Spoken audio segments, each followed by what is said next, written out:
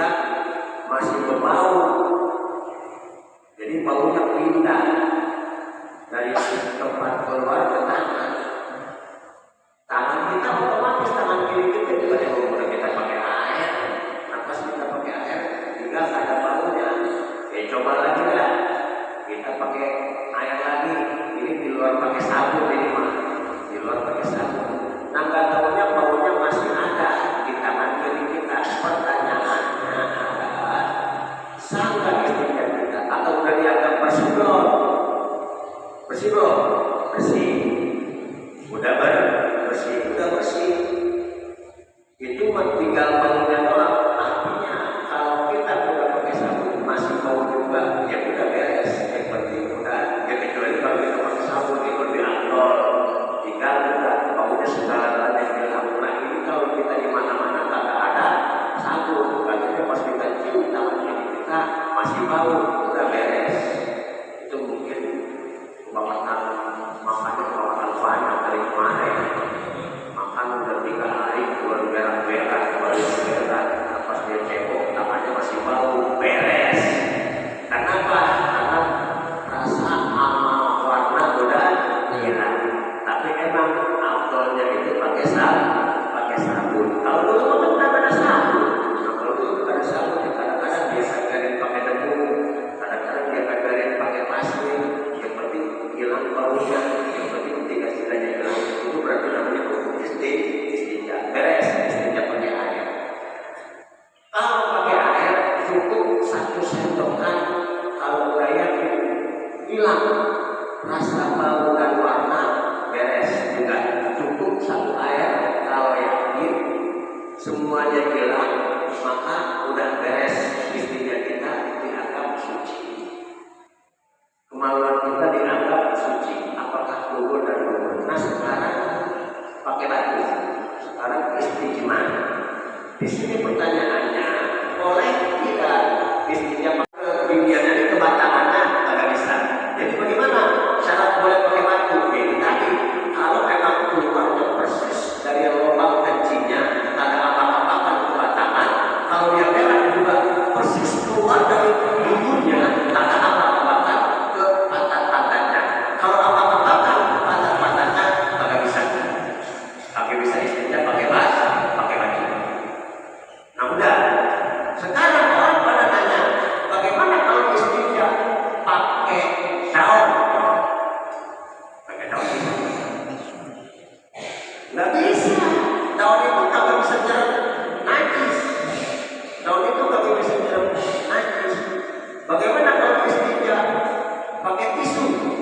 Nah ini ada yang ngebolehin, ada yang kagak. Kalau saya setuju kalau istilahnya pakai tisu kagak tenang.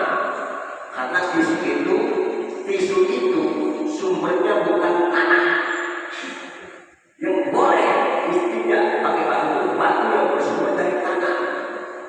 Kalau tisu itu sekalipun dapat menyerap najis, tapi tidak menghilangkan dan najisnya. Sekalipun bisa menyerap najis, tapi tidak menghilangkan, tidak bisa menghilangkan dan najisnya. Jadi tisu itu. Jadi kalau saya cenderung tisu itu belum bisa ngilangin najis yang ada di tubuh dan tubuh kita. Nah itu berarti hanya batu saja. Batu yang dapat menyerap air ataupun dapat menyerap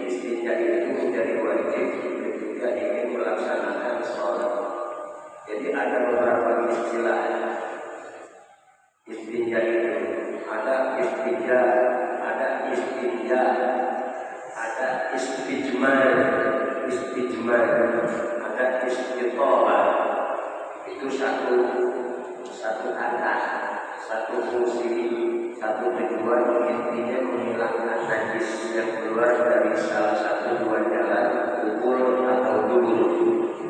Jadi kalau istinja membersihkan kotoran yang keluar dari tempat keluarnya, dari tempat keluarnya istinja minal ma dengan air. Kalau istinja pakai air, kalau istijmar pakai batu, kalau istitolah boleh pakai air, boleh pakai batu. Itu hukum istinja. Nah, di sini katanya istinja adalah membasuh dua jalan dengan air untuk menghilangkan yang keluar dari dua jalan itu seperti tai, seperti kencing dan gogek, seperti kencing wal gogek. Bahasa kita kotoran ya, gogek kotoran. Yang udah tai aja ya, seperti kencing dan tai. Agak ada lagi bahasa Indonesianya. Ya, seperti kencing dan tai. Nah itu cuma nanti kemarin kita udah ngomong tentang najis. Bukan hanya sebatas menghilangkan dengan air, pokoknya dengan catatan 3 model hilangnya: bau, rupa, bau, rasa, warna. Bau, rasa, warna. Jadi syaratnya itu, syarat sempurnanya istinja itu dengan air itu baunya hilang, rasanya hilang, warnanya hilang.